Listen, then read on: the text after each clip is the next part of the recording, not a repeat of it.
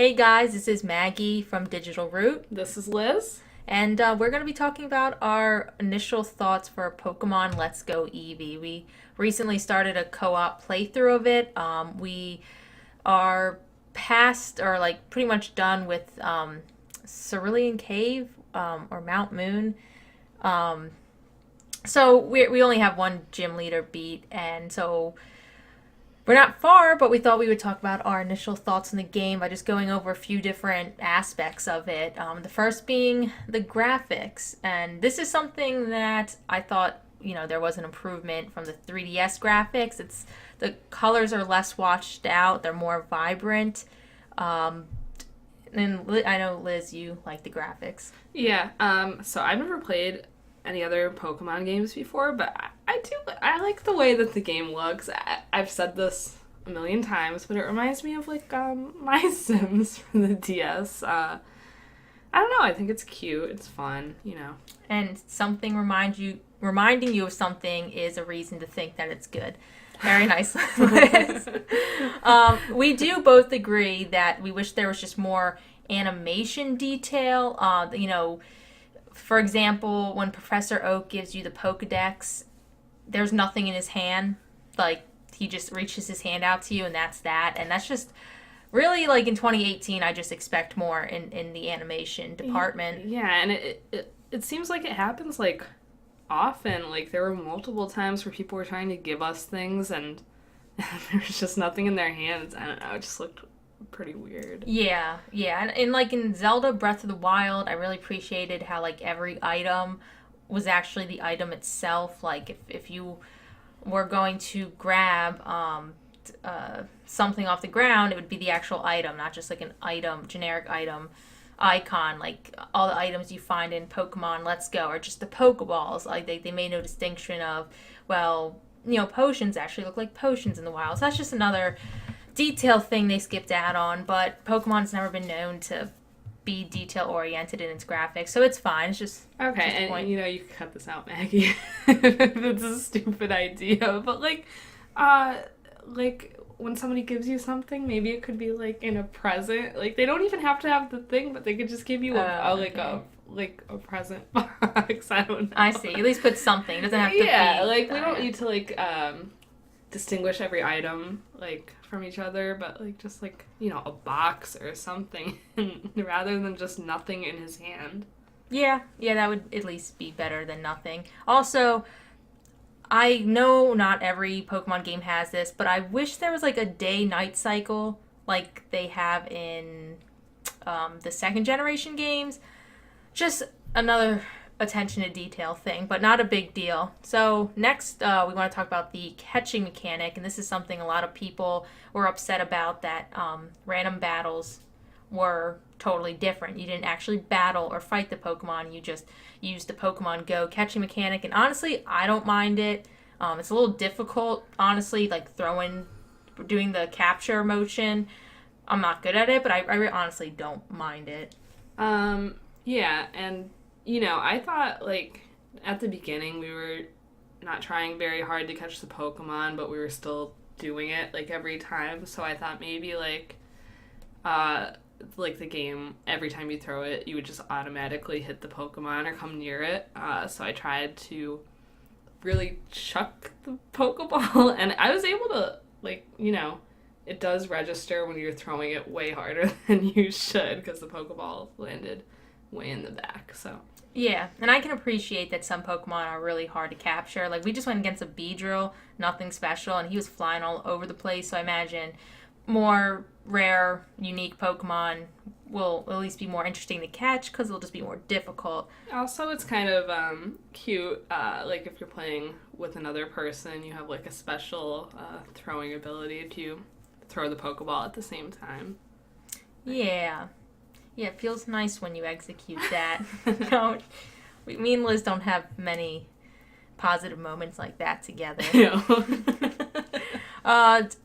Related, I guess, to the graphics and catching mechanic, maybe, or that, I do like that the Pokemon are in the wild, that you see them. Sometimes it does look a little odd because there will be a big cluster of them, and especially when you're playing with someone else and both of you have a Pokemon following you, and then you also have all the Pokemon in the wild. It can look a little weird or ridiculous. You but don't know what Pokemon is yours. Well, Which ones are yeah, that's in the true. grass? Yeah, if you have your Pidgey chilling behind you, but there's also a bunch of Pidgeys around you, you don't really know which one's yours. I mean, that's a minor complaint. But it's cool seeing them in the wild, especially. It just makes the game more fast paced. I can avoid Pokemon if I want to without having to worry about putting repels on. But speaking of co-op and the fact that me and Liz have been playing together, while that is cool, we both agree that the second player aspect or second player mechanic is a little lackluster. When you exit a Pokemon battle, the second player teleports back in. When you enter a building, he teleports out and then teleports back in. In the cutscenes, the second player teleports out, and it's really weird and awkward, and it freezes the game for a second. Like after you beat a trainer, you want to start walking right afterwards, but I have to wait for Liz to teleport back in. It's just kind of like, wait, what? Why? It's just so like ridiculous. Like he launches into the sky. He doesn't just disappear. Like. He falls and goes into the sky every other second. It feels like it's just really weird. Yeah, it's like they like had some coding issues. Like, well, this is gonna be complicated. What if they drop out? And they were just like, I just constantly check during each different cutscene or battle. Like, there seemed like a lazy fix for maybe some coding difficulty or logic they had with it. I could be totally wrong about that, but that's just what it seems like to me. And also, we haven't found out if you can customize that character. Like, Liz's character was just end up being blonde and blue eyes like my main character. And I can only imagine that that's just how it is. Like, she can't create her own character or choose her own character. Right. And Liz didn't like that. No, I think we haven't gotten very far, but you'll probably get to a point where you can unlock, like, new clothes and accessories for your person. And I'm guessing it's the same. Like, I probably wouldn't be able to change mine either. Yeah, I mean, I know I can. Yeah, like I'll be able to change my clothes, I'm sure, or maybe even get different haircut. Or maybe like I'll just like my clothes will update with yours. Like I can't do it like independently. Maybe. No, I feel like it'll probably be that they update with mine.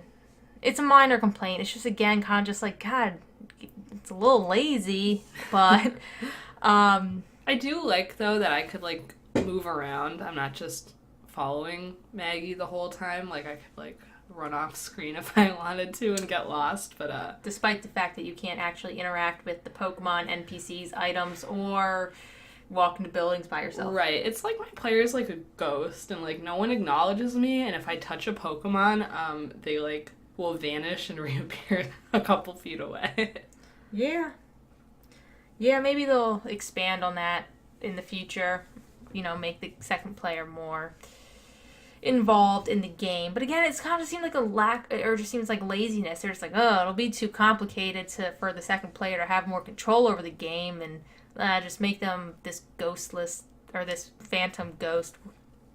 But next we have the difficulty, and I feel like this is something where people hate when people hate on it, but I played every single Pokemon game except Sun and Moon and Ultra Sun and Moon, and they've never been hard in the sense that they require a lot of thinking or strategizing, but I at least had to try. Like, I couldn't just fly through the game. Like, I would run into gym leaders where it's like, I'm not leveled up enough, and I had to go out and grind.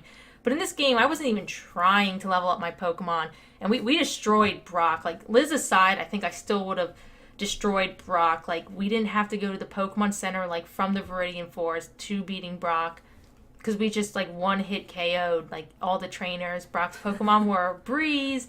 And I know in Pokemon Red, I remember having to train in the grass to level up my Pokemon to, like, levels 10 or 12 to be able to beat Brock. But now that there's the experience share, which is something they, kind of introduced in Pokemon X and Y, where you just get that from the get-go, like all Pokemon gain experience, you just don't even have to try. They're all going to just be leveling up without you having to put in the effort. And some people are totally fine with this. They think having to grind each Pokemon is a total pain, but that's something I really miss in the old game, something that I enjoyed about Pokemon, and it's just different now, and just makes the game very, very easy.